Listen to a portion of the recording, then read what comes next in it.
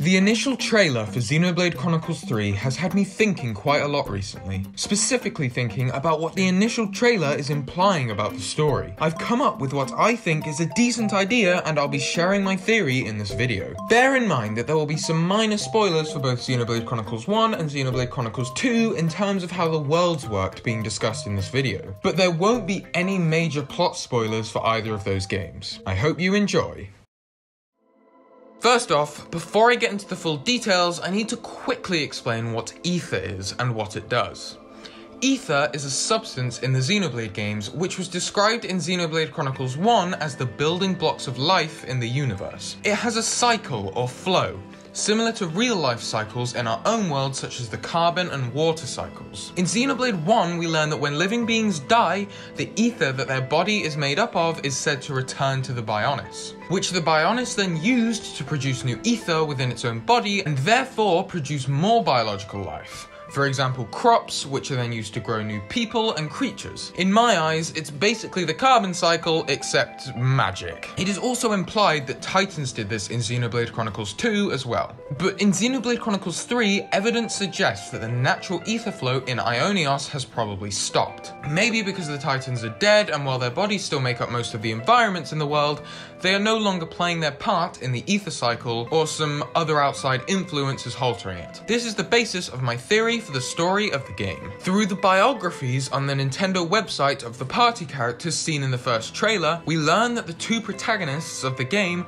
Noah and Mio, are Offseers from either sides of this war that's raging in the world of Ionios. Offseers being people who mourn fallen soldiers on the battlefield. We see them and other characters, presumably other Offseers, playing the flute in some sort of mourning ritual, with these coloured orbs of light floating up towards the sky as they do. There's no solid explanation currently from the developers as to what these orbs are, but they're only seen when the Offseers are playing their flutes. So, I think they're orbs of ether that made up the bodies and life force of those who have died in battle. And this could mean that the job of the Offseers is then to recycle the ether of fallen people as a replacement for the natural cycle, as without an ether cycle, ether becomes a finite resource and slowly everything will die out. But how does this artificial cycle, which involves the Offseers, work exactly?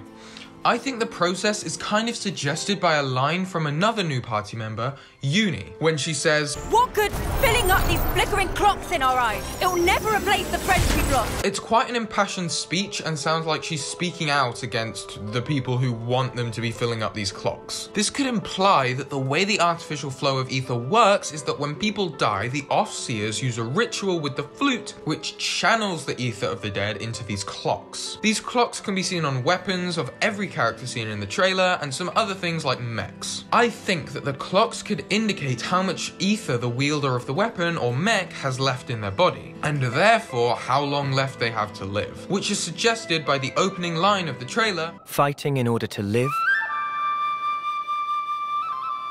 and living to fight."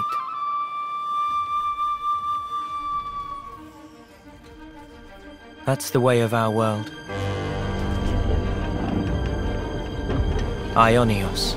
By fighting, they kill, which releases ether, which is recycled by an Offseer and then used to fill up people's clocks on either side of the war to extend their life and for use in weaponry. Or it's allowed into the environment or used in farming, so more organic matter can grow, creating an ether flow. This is what I believe could be the reasoning behind the war in Ionios. The supposed leader of Keves, Melia, and the supposed leader of Agnes, Nia, most likely don't want this war and don't care about the dispute which caused it anymore necessarily, but they see it as a necessary evil to keep this war going so that the people keep dying and therefore the ether flowing, because with no ether flow, new life can't be created and therefore plants and animals can't grow and therefore everyone would die of starvation and the world would descend into ruin. But you could argue that this artificial cycle could be carried out without a war.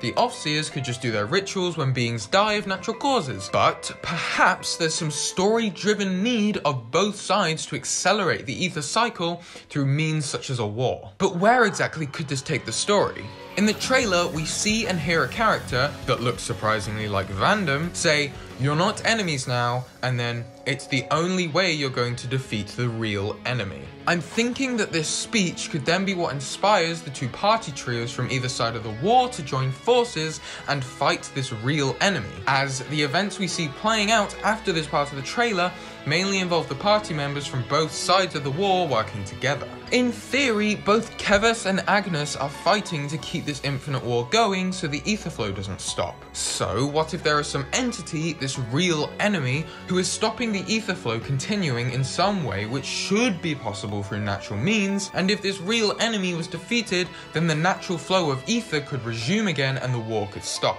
Another thing which suggests this war could be over continuing this artificial ether flow is the lines from Melia and Nia at the end of the trailer. Melia says the Ouroboros abhor this world, followed by Nia saying they must be erased without a trace. An Ouroboros is an ancient symbol which depicts a dragon eating its own tail. It suggests a renewing or infinite cycle of life and energy. A symbol which resembles an Ouroboros is seen on the clocks of multiple characters' weapons in the party, which, if my theory is correct, could mean that their ether flow is infinite. In their current state, they're not going to die by running out of ether. But why would Melia and Nia think that these people abhor the world? Potentially, it's because their ether's not going to run out, so they don't need to keep killing people to fill their own clocks, meaning that they're not taking part in this accelerated ether flow that they're trying to create. How the party members get Ouroboros on their clocks is hard to tell from any of the information we have so far, and it's also quite hard to figure out everything that will entail. Potentially they've become Ouroboros because their party is composed of people from both sides of the conflict. Because when they aren't united and fighting each other in the start of the trailer, they all have half-filled clocks on their weapons. But then when they're acting as a united party and working together, they all have Ouroboros on their weapon clocks. Maybe everyone in this world used to have Ouroboros on their clocks when the two nations lived together in some sort of harmony, but now that's become a taboo because of the war and there being this need for the two peoples of the two nations to constantly be at war with each other. And those people with Ouroboros on their clocks don't need to do that because they don't need to kill people to fill up their own clocks so they don't die. I'm not 100% sure on this bit, but I assume that because the party have Ouroboros on their clocks, they'll have the ability and therefore the responsibility of dealing with this real enemy, as well as being in trouble with Nia and Melia's forces. But if they can somehow overcome being hunted by at least two nations who now consider them to be enemies and managing to take down this real enemy, then they could restore peace to Ionios.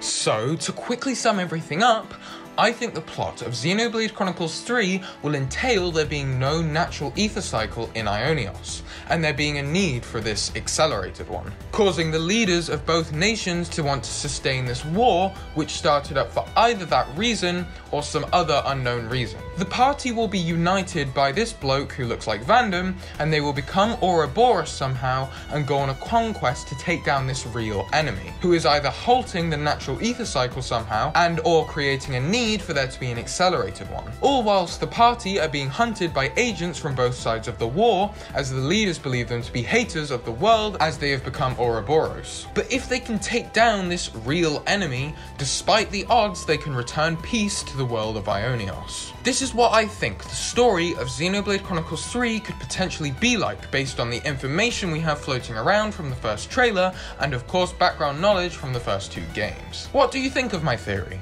Does it hit the mark, or does it fall short in places? Feel free to discuss in the comments. If you enjoyed, please consider giving the video a like and subscribing as we wait for more news on Xenoblade Chronicles 3. Thank you very much for watching, stay safe out there everyone, and I will see you in the next one.